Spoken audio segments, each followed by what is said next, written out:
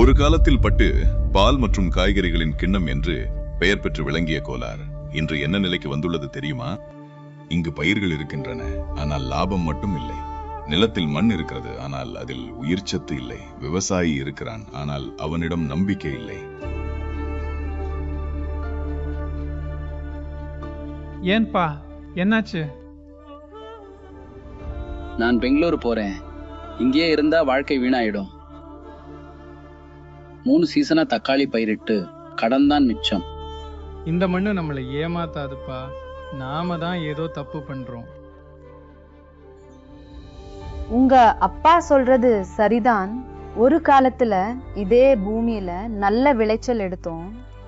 இப்ப பார்த்தா தக்காளி செடியே காஞ்சு போச்சு. இலையெல்லாம் சுருண்டு போயிருக்கு, பூ கொட்டுது, பிஞ்சு பிடிக்கவே மாட்டேங்குது. இவ்வளவு உரமும் மருந்தும் போட்டாலும் ஏன்பா விளைச்சல் வரமாட்டேங்குது? அந்த கெமிக்கல் கடையில சொன்னபடி நாங்க இந்த மருந்த கலந்து தெளிச்சோம். ஆனாலும் எதுவும் சரியாகல. பாத்தீங்களா, நம்ம மண்ணு முன்ன மாதிரி இல்லையே. உயிர் இருப்பது போல கொஞ்சம் கூட தெரியவில்லையே.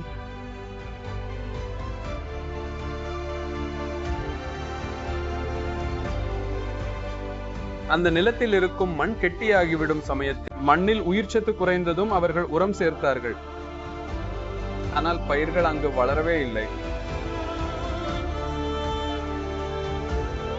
அப்பா, என்னோட ஃப்ரெண்டு ஒருத்தன் டாக்டர் சாயில் போட்டு நல்லா விளைச்சல் எடுக்கிறான். நாமளும் ஒரு வாட்டி முயற்சி செஞ்சு பார்க்கலாமா?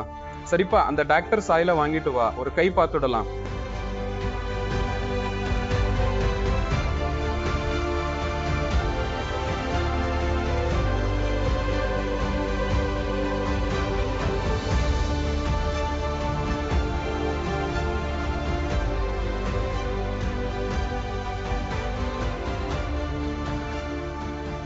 மண்ணுக்கு தேவையானது கெமிக்கல் இல்ல, மண்ணுக்கு உயிர் வேணும்.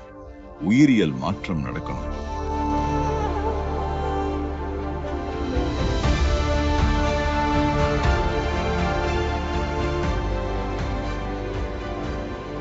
பாத்தீங்களா, நான் அப்பவே சொல்லல நம்ம மண்ணும் என்னைக்கும் நம்மள கைவிடாதுன்னு.